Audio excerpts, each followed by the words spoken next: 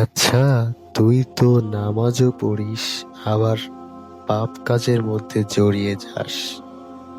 পাপ কাজ করিস, নামাজও পড়িস। এর চাইতে তো ভালো নামাজ না পড়া। এই দেখ তো, আমি নামাজ পড়ি না, কিন্তু নামাজ না পড়লেও আমার ঈমান ঠিক আছে। এই কথা তুই কিভাবে বলতে পারিস যে আমি নামাজ পড়ি না কিন্তু আমার ঈমান ঠিক আছে? অথচ রাসূলুল্লাহ সাল্লাল্লাহু আলাইহি ওয়াসাল্লাম বলছেন, আউয়ালু মা ইউহাসাবু বিহিল আবদ ইয়াউমাল কিয়ামাতিস সালাহ, ফাইন সালাহাত সালাহা লাহু সাইরু আমালিহি ওয়া ইন ফাসাদাত ফাসাদা সাইরু আমালিহি। কিয়ামতের দিন সর্বপ্রথম মানুষকে সলাৎ সম্পর্কে জিজ্ঞাসিত করা হবে। যার সলাৎ গ্রহণযোগ্য হবে তারই সমস্ত আমল গ্রহণযোগ্য হবে। যার সলাৎ বাতিল হবে তার সমস্ত আমলকেই বাতিল করে দেওয়া হবে। কিন্তু তুই যে নামাজ পড়ে বের হয়ে আবার ছোট ছোট পাপগুলা করিস, এটাতে কি বলবি? এখানে আমি নামাজ না পড়েই ভালো আছি। আমি পাপ করি, পাপের কাজও করি, কিন্তু আমি নামাজ পড়ি না। কিন্তু তুই, তোর নামাজ পড়ে কি লাভ যদি তুই নামাজ পড়ে আবার ছোট ছোট পাপগুলাই করিস? রাসূলুল্লাহ সাল্লাল্লাহু আলাইহি ওয়াসাল্লাম বলছেন, কুল্লু বানি আদামা খাত্তাউন। প্রত্যেক আদম সন্তানই হচ্ছে গুনাহগার, কিন্তু তাদের মধ্যে সবচেয়ে উত্তম গুনাহগার হচ্ছে সে যে ব্যক্তি গুনাহ করার পরে আবার তওবা করে। এখানে আমি নামাজ পড়ি, আমি তওবা করি, আমার পাপ হওয়ার সাথে সাথে আমি তওবা করিনি, তোর মতো আমি গাফেল হয়ে যায় না এবং নামাজ পরিত্যাগ করি না।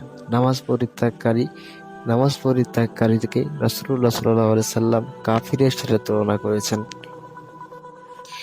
তোর মধ্যে আর আমার মধ্যে পার্থক্য হচ্ছে এই যে তুই গুনাহ করিস কাফের অবস্থায়, আমি গুনাহ করি মুসলিম অবস্থায়।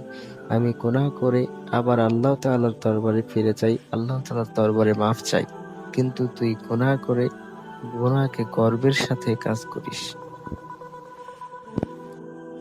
তাহলে এখন আমার কি করা উচিত? আমি কি আসলে কমরাইয়ের পথে আছি নামাজ না পড়ে? তোর উচিত অবশ্যই সঠিকভাবে নামাজ আদায় করা এবং তার সাথে যখনই কোনো গুনাহ হয়ে যাবে ছোট বড়, তখনই আল্লাহর কাছে ক্ষমা চেয়ে নেওয়া। কেননা রাসূলুল্লাহ সাল্লাল্লাহু আলাইহি সাল্লাম বলেছেন, যখন কোনো ব্যক্তির গুনাহ হবে, কোনো ব্যক্তি গুনাহ করবে, তখন সে যেন সাথে সাথে তওবা করে নেয়। রাসূলুল্লাহ সাল্লাল্লাহু আলাইহি সাল্লামের সময় এক চোর চুরি করত এবং নামাজও পড়ত। এই দেখে সাহাবারা রাসূলুল্লাহ সাল্লাল্লাহু আলাইহি সাল্লামকে বললেন, হে আল্লাহর রাসূল সাল্লাল্লাহু আলাইহি সাল্লাম, সেই ব্যক্তি সালাত আদায় করে আবার চুরিও করে।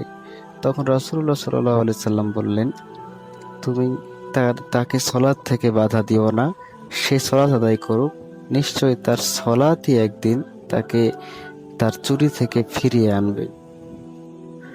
তাহলে আমাদের উচিত আমরা যাই করি না কেন আমাদের সলাৎকে হেফাজত করা এবং কোনো গুনাহের কাজ হয়ে গেলে সাথে সাথে আল্লাহর দরবারে ক্ষমা চেয়ে নেওয়া এবং সাধ্যমতো পাপ থেকে সেভ থাকা। কিন্তু আমরা যেহেতু আদম সন্তান, আমাদের ভুল হবেই। ভুল হয়ে গেলে সাথে সাথে আমাদেরকে তওবা করে নিতে হবে। ধন্যবাদ তোকে সঠিক বিষয়টা ভালোভাবে বোঝানোর জন্য।